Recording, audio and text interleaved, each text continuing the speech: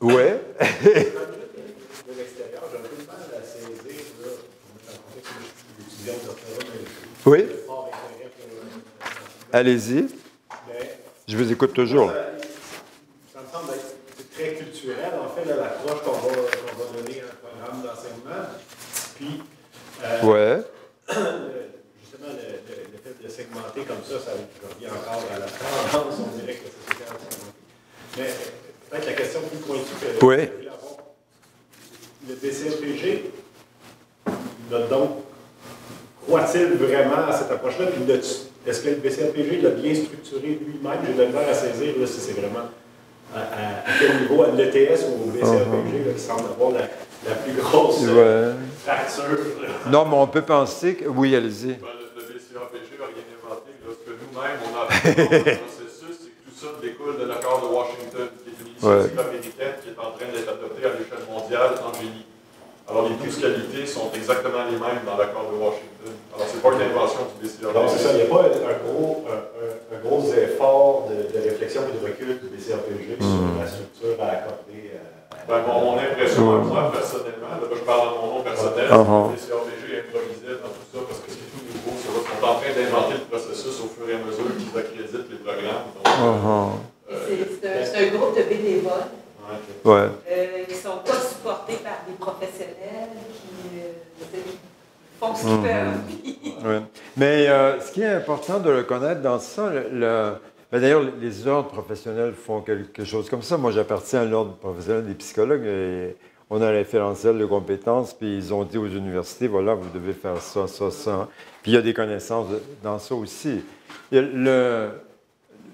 Le BCAPG ou la commission des titres d'ingénieur ou des trucs comme ça n'ont jamais dit aux gens dans la formation que vous allez faire dans la séquence suivante. Ils ont dit, assurez-vous que les connaissances dont on parle, ils sont là. Alors ça, entre vous et moi, on pourrait les développer à la dernière année, puis travailler dans les projets la première et la deuxième année.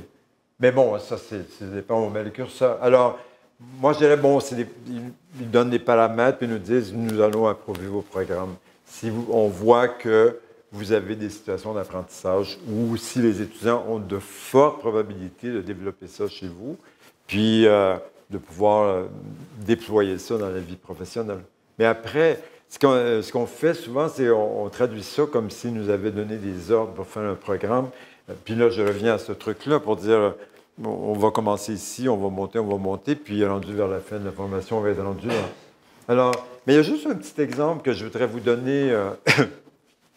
C'est, disons, dans le monde de la psychologie de l'éducation, mais dans d'autres milieux aussi, on pense que la compétence la plus complexe que l'être humain va développer, là, mais ingénierie, médecin, tout ce que vous voulez, c'est interagir dans une langue avec une autre personne. C'est l'apprentissage de sa langue première. Puis si on avait, je pourrais prendre une heure là, pour vous dire, il y a des phonèmes, il y a des syllabes, il y a des mots, c'est compliqué en diable. C'est vraiment compliqué.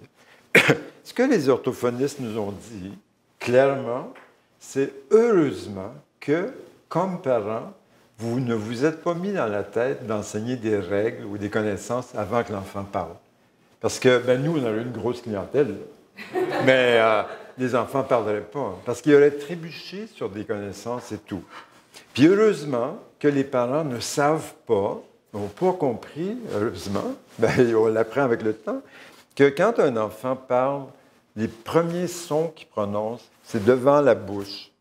C'est en opposition. Alors, ça fait comme ma, pa. OK? Une fois qu'on sait ça, là, on pourrait dire « Ah, OK, on va passer les 3 premières semaines de la vie en disant « pa, pa, pa ». Mais non, on ne fait pas ça. Heureusement aussi qu'on n'a pas raconté, une fois que l'enfant vient d'arriver, on réunit la famille et on dit « Écoutez, la prochaine année, sujet, verbe, complément. Les subjonctifs, vous oubliez ça, le petit ne comprend pas. » Non. Et on voit que dans ce flou-là, c'est génial ce qu'un enfant fait, comment il apprend. Puis en plus, c'est quand il commence à exprimer quelque chose, quand il met 2 mots ensemble, quand on est dans la langue française, il oublie le mot le plus important. Il va dire, par exemple, « maman travaille ». Mais il a compris quelque chose. D'ailleurs, comme parents, on s'est réjouis, puis on s'est dit, oh mon Dieu, qu'il est intelligent. Mais il a fait une erreur incroyable dans la langue française. C'est pas grave. 1 an plus tard, il va avoir intégré le verbe, puis il va même commencer à faire l'imparfait, le futur et tout, go. Voilà. Tout ça, sans aucune règle. Alors, dans le fond, les connaissances précèdent la pratique. Là, on a des exemples qui nous démontrent autre chose. Cependant, quelque chose de génial, qu'est-ce que fait l'école? L'école théorise là-dessus dès que l'enfant commence en première année ou en deuxième année, puis on met là-dessus de la lecture, puis on met là-dessus de l'écriture après.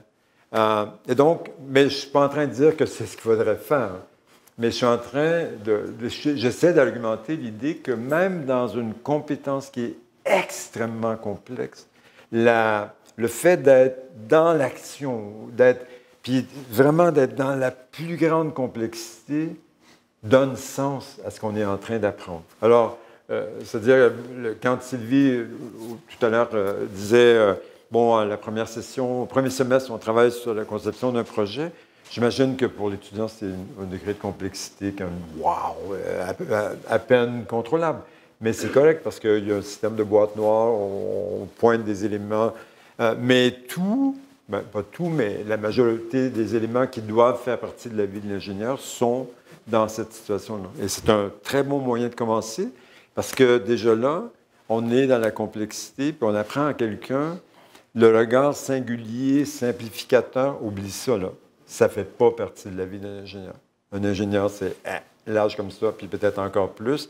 Puis voici ce qu'il y a dans ses préoccupations. Donc, c'est comment on arriverait à articuler ça. Et c'est pour ça que, ben, j'ai oublié l'histoire de l'École d'ingénierie de la Ville de Paris. Eux disent, ben, si on travaille sur les services, je vais retrouver ma compétence après avoir répondu à votre question. Entendu votre question, ben, on est dans la complexité constamment. Oui? L'évaluation, ah ben là, il faut que je me presse, là. Oui. Oui. Je peux ajouter quelque chose, c'est que dans ce projet-là, les qualités ont été définies, les compétences, mais la prochaine étape qui s'en vient, c'est le seuil d'atteinte. Alors, à quel stade on dit que cette personne-là, elle a la compétence minimale? Oui. Ben là, vous allez avoir une question importante à vous poser aussi, c'est que dans un référentiel de compétences qui dirait qu'une compétence, c'est un savoir-agir complexe, donc on s'entendait là-dessus, il n'y a pas beaucoup de compétences et on intervient souvent sur la même compétence. Mais si dans une formation, vous avez 44 compétences, ben souvent, ce que ça fait, c'est une compétence, c'est un cours, bye, on a terminé là. Donc, un cours, bye, on a terminé. Vous n'avez même pas la question à vous poser sur quel est le niveau de développement, parce que c'est la question que se pose un prof au terme d'un cours. Et c'est pour ça qu'il y a quand même une certaine réflexion à y avoir sur, mais est-ce que vous allez garder ces 44, je crois, les 44 compétences, ou est-ce que vous allez revoir quelque chose qui...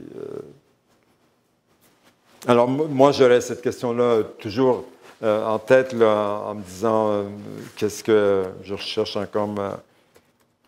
Parce que je reviens à celle-ci, je ne vais pas vous vendre celle-là, mais je reviens à celle-ci en disant, eux, là, dans la formation, ben, ils interviennent 5 fois sur cette compétence-là. Et à chaque fois, on peut dire à l'étudiant, il y a un niveau de développement que tu dois atteindre qui ne se mesure pas en termes de connaissances acquises, mais qui s'évalue en termes de ce que tu peux faire dans la conception d'un aqueduc ou d'un réseau urbain ou d'un environnement muséal. Je dis n'importe quoi, là, mais bon.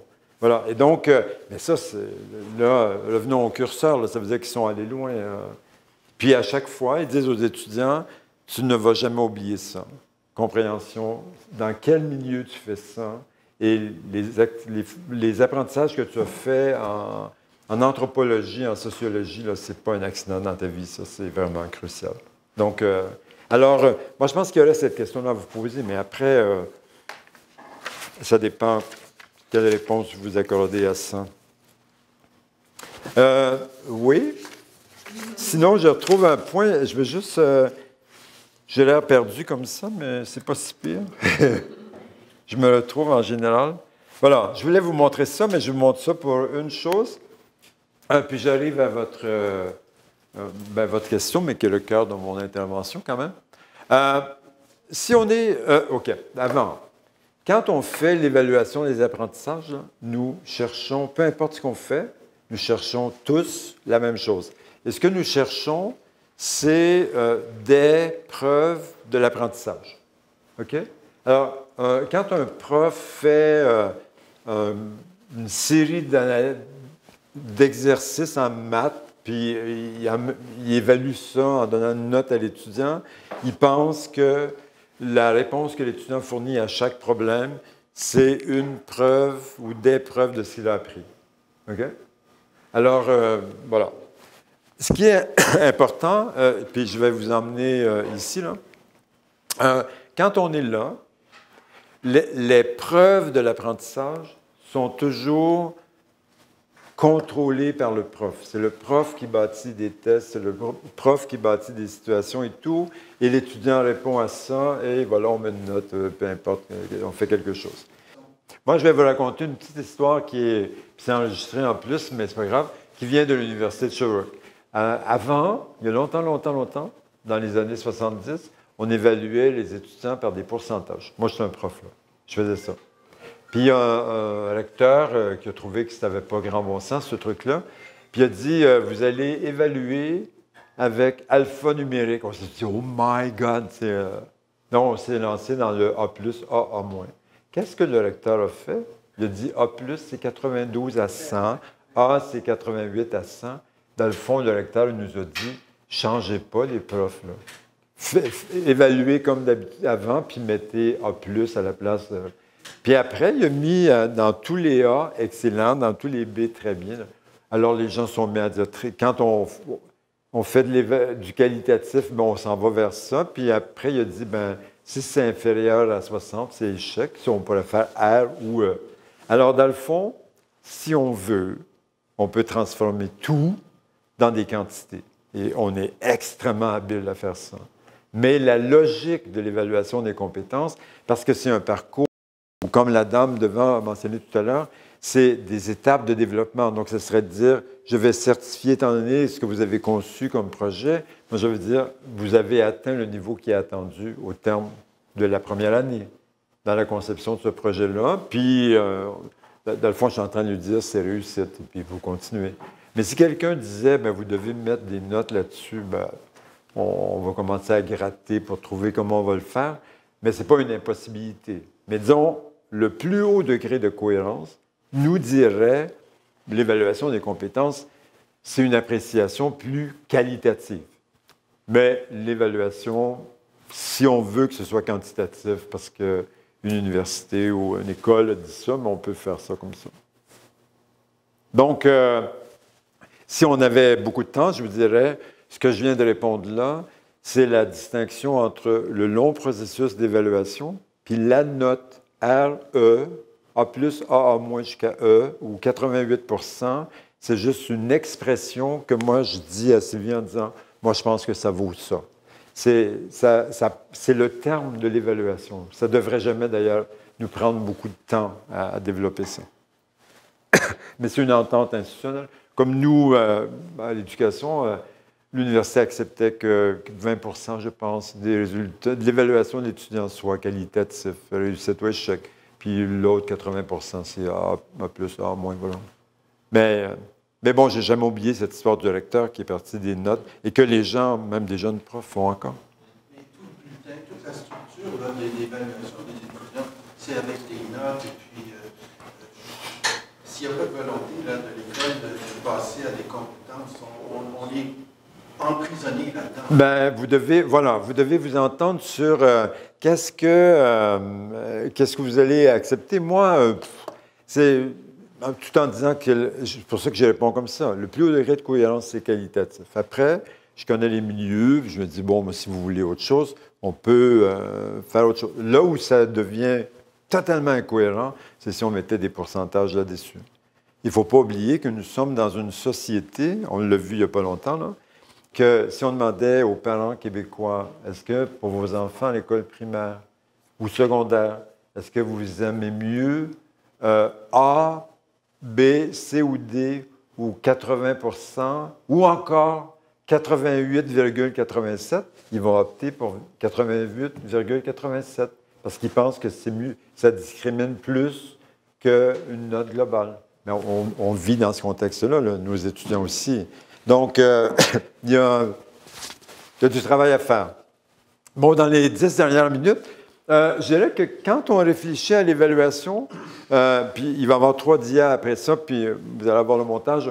Quand on réfléchit à l'évaluation, les grands experts de l'évaluation, qui s'appellent les docimologues, ils ont dans la tête quelque chose comme ça, mais ils nous ont mis ça dans les mains aussi. Alors, on dirait qu'il y a 3 piliers de l'évaluation, et moi, je vais vous parler surtout des 2 derniers ici, puis en ayant toujours en tête mon continuum aussi. Alors, je vous ai dit que, dans le fond, dans l'évaluation, on cherche des preuves de l'apprentissage. Ce qu'on fait aussi, donc, on recueille des données pour pouvoir porter un jugement sur l'évaluation. Alors, le prof qui, je ne sais pas moi, je reviens aux maths, qui donne une série d'exercices à l'étudiant pour démontrer son apprentissage, dans le fond, il est dans le pilier observation, puis il demande aux étudiants de remplir un certain nombre de tâches. Donc, lui a sélectionné des tâches ou des situations pour recueillir des données qui permettent de parler d'évaluation.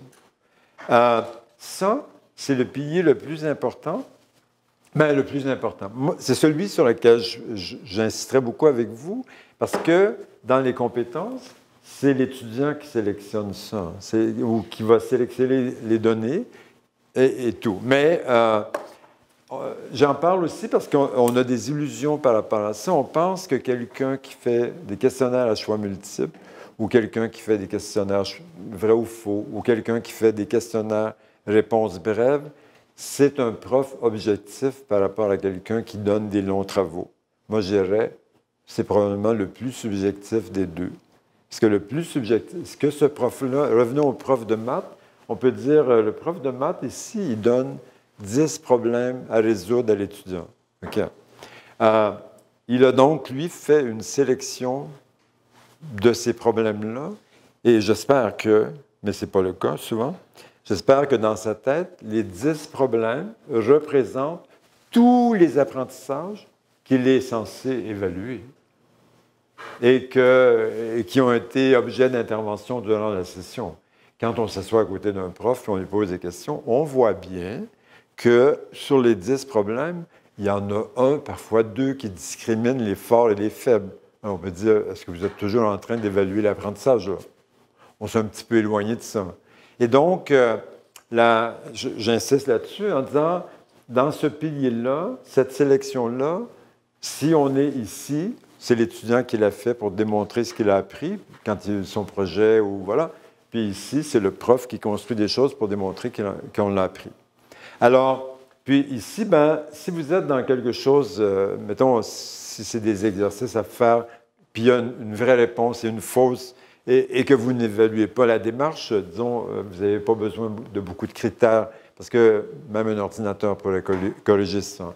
Mais plus vous allez aller vers quelque chose où l'étudiant doit monter un portfolio ou un dossier d'apprentissage, plus vous allez devoir travailler fortement sur les critères. Et la difficulté, entre autres, quand vous avez posé, vous, la question sur les niveaux de développement, c'est quand on demande à des profs d'université de développer des critères, les profs, ils développent des listes kilométriques.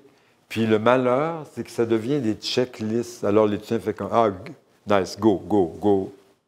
Alors qu'on veut travailler dans la complexité, mais parce qu'on essaie de donner les meilleurs critères, on s'est coincé comme professionnel dans une liste, dans une checklist. Alors ça, c'est assez compliqué aussi.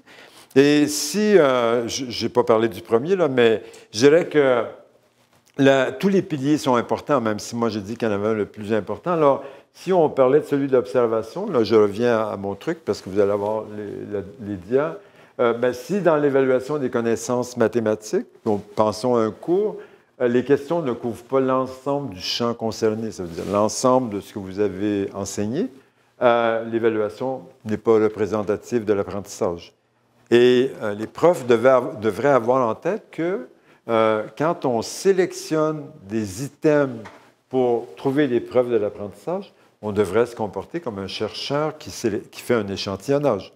Mais avoir les mêmes critères, là, puis dire, OK, on cherche quelque chose qui est le plus objectif possible. Et puis, si on prend l'autre, le palier d'interprétation, si par exemple, on devait évaluer cette compétence-là, je reprends la compétence de IVP, concevoir les équipements et les services techniques d'une ville, et que les critères d'analyse de la conception que les étudiants ont vraiment mis en place sont imprécis, l'évaluation ne sera pas représentative non plus. Et là, votre question, vous avez posé une question à $1 million. Mais dans le fond, on va toujours être pris avec ça. Si on fait des phases de développement ou des étapes de développement de la compétence, on va devoir prendre ça à bras-le-corps puis travailler fort là-dessus. Et le pilier dont je n'ai pas parlé, c'est celui-ci. C'est parce que souvent, moi, je vois, par exemple, dans une université en génie, on dit aux étudiants, les ingénieurs, concevoir des projets, c'est génial et tout. Vous allez passer 2 semestres consécutifs à concevoir des projets. Ça va être ça, votre vie d'étudiant. Les étudiants disent, wow, nice, et tout. Puis quand on arrive vers la fin de la session, alors les profs, mais tout se passe en collaboration, en coopération. Puis quand on arrive à la fin de la session ou vers la fin, on dit, on ne va pas certifier un groupe d'ingénieurs quand même, c'est un par un. Alors là, on commence à faire quelque chose qui est individuel, puis on commence à faire des tests et tout. Alors, disons, pour le pilier conception, on pourrait dire, nos pratiques évaluatives sont en totale rupture par rapport à nos pratiques d'enseignement ou aux situations d'apprentissage. Et l'étudiant sera en mesure de nous demander, mais si vous trouvez que c'est une si bonne situation d'apprentissage, quelle est votre limite pour ne pas pouvoir évaluer ça? Puis on voit bien que c'est le monde de l'ingénierie qui a vraiment le plus développé l'évaluation par les pairs, tenir compte de l'appréciation des pairs dans l'évaluation même des apprentissages et pondérer la note. Alors, donc, on vit avec ces 3 piliers-là, et voilà. Et ça, on ne sort jamais de ça à 3 heures. L'évaluation, c'est toujours un processus de jugement. Et c'est toujours quelque chose qui est une estimation. C'est vraiment, on pourrait dire qu'on n'est pas arrivé jusqu'à maintenant, on n'arrivera vraiment jamais à dire, OK, c'est noir ou blanc, puis c'est noir, mais c'est vraiment noir. Parce qu'on peut avoir des problèmes, j'essaie d'illustrer ça sur nos techniques d'échantillonnage. Moi, quand je rencontre des gens, notamment ça dans le domaine de la santé, qui disent, nous, on fait des QCM, des questions à choix multiples, c'est objectif. Moi, je dis, lâchez-moi les baskets, hein, c'est pire que tout ce que les gens ont fait, parce que racontez-moi vos critères d'échantillonnage, puis souvent, il n'y en a pas. Puis on dit, il n'y a pas beaucoup de thèses de doctorat qui réussiraient sans critères d'échantillonnage. Donc, ouais. Ensuite, je vous laisse gérer tout ça, Éric, là. Je sais que vous n'êtes pas le seul, Éric, mais oui. Vous avez dit tout à l'heure que vous n'étiez jamais interrogé sur les notes de vos collègues. Quand on les a choisis comme collègues, sur la thèse de doctorat. Oui. Et puis, moi, je pense qu'on peut plus ou moins appliquer ça aux étudiants. Je trouve que les évaluations, c'est simplement, en grande partie, un moyen de pousser les étudiants à étudier. Et on pourrait même annuler l'examen à la dernière minute et ils auraient fait le travail d'étudier. C'est ça qui est important. Puis c'est accessoire, l'examen. C'est simplement pour discriminer les forts et les moins forts.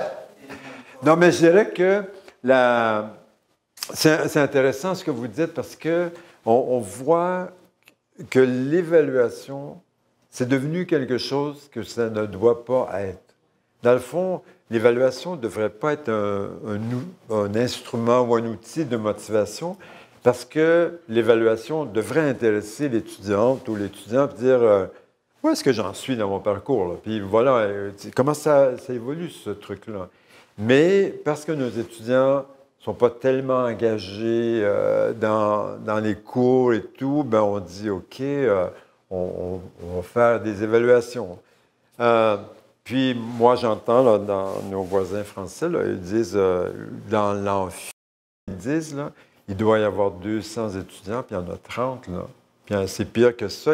Et les 30, ils se sont comme délégués les uns les autres parce qu'ils rapportent. Alors, rendu là, ça veut dire que l'étudiant n'attribue pas de sens à ce qu'il apprend, et ça, c'est un drame. Moi, je dirais, il faudrait mieux essayer de mettre son investissement sur qu'est-ce que tu apprends et en quoi ça fait partie de ton parcours. Et c'est pour ça que on voit des lieux où, quand on arrive vraiment à travailler sur ce que j'appellerais la professionnalisation de l'étudiant, ou un parcours de professionnalisation, honnêtement, les problèmes de motivation qu'on a par rapport, quand on est ici, là, division par discipline, sont moindres et ils ne sont pas de même nature.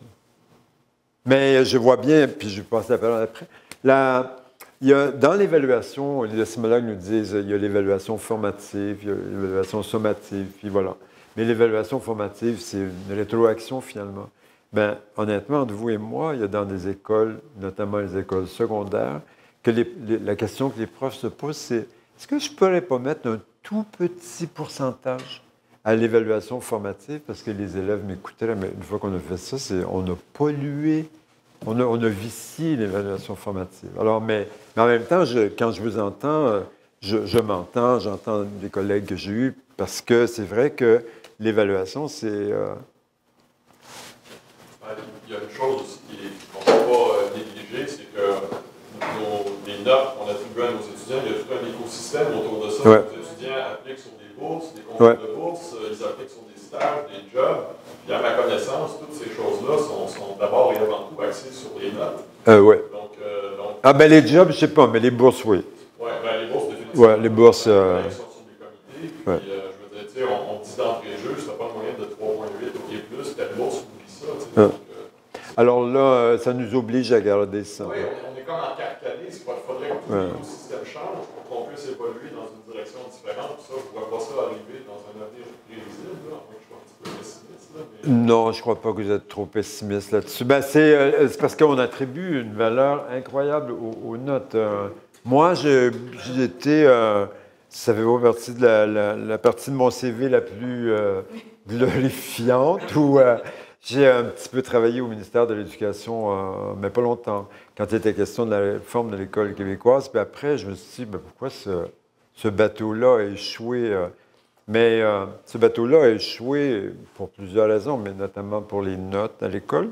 Comme en Suisse, dans des cantons francophones, ça a échoué pour ça aussi. Et en Suisse, comme ils ont le référendum facile, plus que nous, dans le canton de Genève et le canton de Vaud, les parents ont demandé un référendum sur les notes à l'école. Et dans les deux cas, il y a eu le retour des notes à l'école. Ça dit quelque chose. Là. Alors, c'est pour ça que je ne crois pas que vous avez un pessimisme réaliste, je dirais, ou quelque chose comme ça. Alors, comment oui. Vous avez demandé de ne pas parler des médecins. Ah ben, ne m'amenez pas là. Hein? Comment ils s'en sont sortis, là, les médecins, à Sherbrooke, de ce carcan? Non, ils font les notes encore. Ils font les notes encore. Oui, oui. D'ailleurs, les médecins, là, attention, moi, j'ai dit, vous faites bien de faire cette intervention-là. Il ne faudrait pas que vous ayez compris de moi que l'apprentissage par problème, là, tel que j'ai défini, que ça, c'est un synonyme de compétence. Pas du tout. Alors, mais là, on voit bien, parce que le Collège des médecins et chirurgiens du Canada est arrivé avec son grand référentiel de compétences. Puis eux, attendez, c'est pas des qualités, c'est des rôles. Et puis, ils associent des compétences aux rôles. Et on voit bien qu'ils sont en train de recadrer leur programme apprentissage par problème dans les compétences. Et ils ont de la misère, là. Parce que c'est pas divisé par discipline, mais si vous regardez le programme de Sherbrooke, si vous êtes un étudiant, vous dites « Ah, OK, il y a 14 unités. La première, c'est la pneumologie. » C'est sûr que le problème qui va sortir de là, c'est pas la neurologie. Là. Le deuxième, c'est, je ne sais pas moi, le système rénal. Ensuite, le système, la neurologie. Donc, c'est un autre morcellement, mais qui est encore un peu éloigné des compétences. Donc, c'est pour ça que moi, je pense que l'idée du curseur, c'est une idée qu'on devrait toujours garder. Et moi, ce que je vois avec les Français, là, ceux avec lesquels je travaille, c'est eux me font voir, les ingénieurs, là, que les projets, les stages et tout peuvent être fortement cadrés par compétences. Moi, ce que j'ai réussi avec eux, je pense, là, mais je ne voudrais pas me donner un pouvoir que je n'ai pas, je les ai entendus souvent dire c'est vraiment ennuyant des rapports de stage, c'est vraiment ennuyant. Parce que ce que les étudiants font, ils font une narration. J'ai commencé à tel endroit, ils font une belle histoire et tout. Puis, mais moi, j'ai compris en les écoutant que ce qu'ils veulent savoir, c'est qu'est-ce que tu sais faire maintenant que tu ne sais pas. Donc, poser la question. Et, mais juste comme ça, en disant, mais qu'est-ce que tu sais maintenant? C'est juste un petit coup de barre, c'est pas... c'est un optimiste réaliste. Oui? Supposons que j'enseigne un cours de 4 crédits, résistance de matériaux. De façon traditionnelle, là, on fait chapitre par chapitre avec des examens où on vérifie les connaissances acquises par les étudiants. Classique. Qu'est-ce que je peux faire pour améliorer l'apprentissage des étudiants et puis ils aient des connaissances, des compétences? Bien, c'est-à-dire qu'il y a plusieurs réponses à ça. Il y a une réponse qui pourrait être compétence, puis il y a une réponse qui pourrait être rendre l'étudiant actif dans son apprentissage. Mais voilà. Si je veux mettre le curseur un peu, déplacer un peu à droite, qu'est-ce que je fais pratiquement?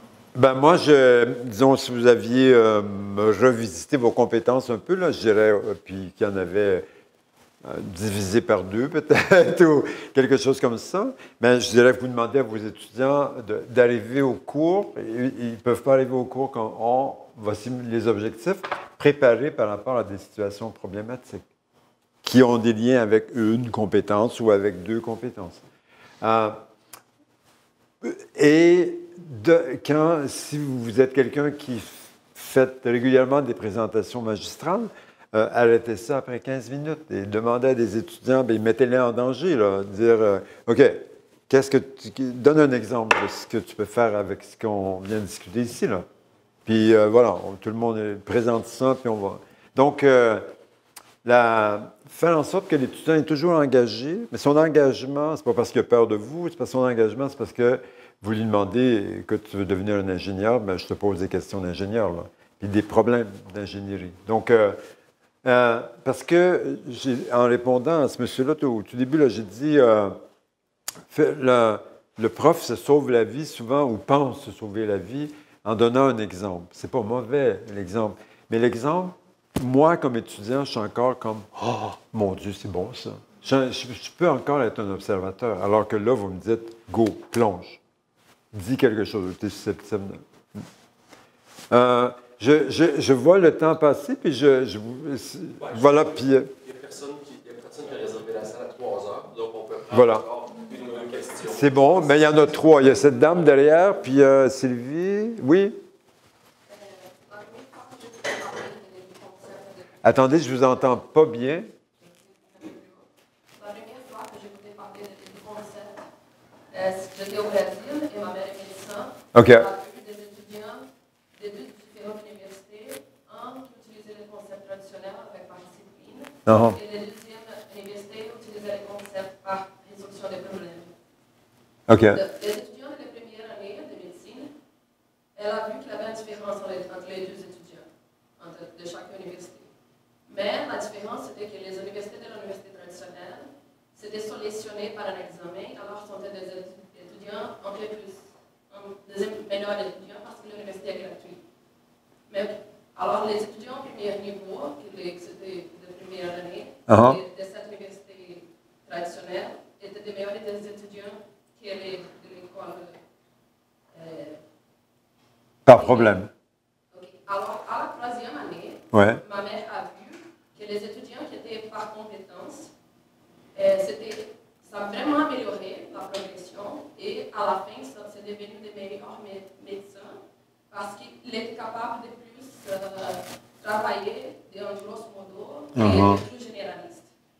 Alors, quand j'ai su les résultats de cette expérimentation de plusieurs étudiants, j'ai dit, OK, je vais utiliser ça pour les génies. Alors, quand j'avais mes étudiants maîtrises, j'ai dit, OK, qu'est-ce qu'on peut faire pour faire ça? Alors, la décision des professeurs, on a fait des travaux multidisciplinaires et chaque étudiant avait quelque chose comme 4 disciplines. Alors, c'était un travail qui voulait intégrer les 4 disciplines et à la fin, on a vu que la complexité des problèmes et les articles étaient vraiment plus élevés et le niveau de publication aussi, c'était mieux. Excusez-moi, je croyais avoir fermé. Mais... ce que vous dites là correspond à ce que la recherche documente régulièrement par rapport à la complexité qu'on amène dans la formation. Disons, je dirais que ça correspond sensiblement à ça. Mais c'était cool de voir l'application. Oui, exact. C'était pas une question, c'était une comment, mais voilà, je dirais que ça va dans le même sens. Sylvie? Oui, une suggestion. Je pensais que j'avais fermé ça. Et tu pourras commenter. Une façon d'inverser, une façon de tasser un petit peu le curseur à droite, c'est un petit peu d'inverser la séquence. Oui. Par exemple, tu commences ton cours par un problème. Et là, tu demandes aux étudiants, d'après vous, qu'est-ce qui vous manque comme connaissance pour être capable de résoudre ce problème-là? Il ne faut pas que ça soit trop loin de qu'est-ce qu'ils connaissent actuellement. En fait, tu peux prendre 2 approches. Tu peux prendre un gros problème et là, tu te rapproches de plus en plus de l'approche par problème. Ou tu peux prendre quelque chose de plus petit qui va plutôt couvrir le cours. Voilà. Ben, il y a... Faire ça, puis là, justement, là, tu donnes 15-20 minutes, puis là, tu leur dis, bon, mais comment est-ce que vous reliez ce que je viens de vous montrer à ce problème-là? Là, tu es fait travailler. Là, tu te rapproches, tu es loin d'être là, mais tu te tasses un petit peu. Ben, c'est une culture à créer, dans le fond, dans le groupe d'étudiants. Et puis, mais ce que Sylvie mentionne là, vous pourriez, si vous avez le temps aussi, aller sur Internet et mettre classe inversée. Puis il y a quelqu'un qui est un Belge qui travaille avec beaucoup d'équipes d'ingénierie qui s'appelle Lebrun, Marcel Lebrun. Alors, dans le fond, si dans la classe traditionnelle, disons, allons-y simplement, on enseigne quelque chose de théorique dans la classe et après, l'étudiant pratique quelque chose, c'est vraiment inversé. L'étudiant a la théorie, il l'apprend chez lui et dans la classe, on l'applique. Mais bon, ça, c'est assez documenté. Ben là aussi, on voit, il y a plusieurs conclusions sur la motivation des étudiants et tout. Mais il faut toujours être préoccupé comment l'étudiant entre dans cette dynamique-là et quel soutien on doit... Oui? J'ai une question, peut-être que ça concerne aussi Céline. Les étudiants en situation de handicap qui, eux, aiment des fois bien que ça soit séquencé plutôt que complexe. Dans la complexité, comment est-ce que ces approches par compétences viennent répondre à ce problème d'étudiants qui fonctionnent peut-être... Mais ça leur complique la vie. Peut-être la vie, je ne sais pas si ça complique la vie ou si, au contraire, ça les aide. Ben, c'est-à-dire que... Et qu'est-ce qu'on dit la recherche? Oui, mais disons, il faut faire toujours attention quand j'établis des continuums, c'est comme noir ou blanc. Dans le monde de la neuropsychologie, les gens sont préoccupés un peu des styles cognitifs ou des styles d'apprentissage. Il y a une panoplie de ça, y compris les visuels, les auditifs, les kinesthésiques. Là. Alors voilà, il y en a une qui tient assez bien la route, qui dit il y a des gens qui sont séquentiels, il y a des gens qui sont simultanés. Alors, on raconte que, puis je suis enregistré, je vais faire attention, on raconte que dans l'enseignement primaire, il y a beaucoup d'enseignants qui sont séquentiels. En tout cas, ce qu'on sait, c'est qu'il y a beaucoup d'élèves en difficulté qui sont simultanés. Alors, une personne séquentielle, ça fait quoi? Prenons l'enseignante à l'école primaire qui dit, bon, les enfants, on va écrire un texte. Puis il y a les enfants qui sont, Puis elle dit, non, non, calmez-vous la pomponnette, tu ne savais pas quoi faire tout à l'heure, là. Voici le titre, le thème sur lequel on va travailler. Puis il y a des enfants qui disent, oh, wow! Puis elle dit, non, non, non, non, non, attendez, je vais vous montrer comment faire. On va faire une introduction, ça va être un paragraphe.